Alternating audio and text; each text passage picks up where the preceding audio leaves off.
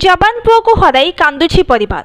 Poor मृत्युरे बेसहारा बापा मांकर बुकु फटा चित्कार सहित ग्रामवासी गर्व गौरव जवान पुअर असमय मृत्युरे भांगी पड़िछन्ति ब्रह्मपुरा ग्रामर ग्रामवासी। नरसिंहपुर ब्लॉक अंतर्गत ब्रह्मपुरा ग्रामर पिंटू नायक 26 वर्ष तांकर जंडिस रोगरे काली अकाल वियोग हो जाइथिला। स्वर्गत पिंटू नायक पंजाब रे आर्मी कार्यालय रे जवान भाव में कार्य करुवा बेले दिल्ली रे चिकित्साधीन अवस्था तांकर अकाल वियोग घटी।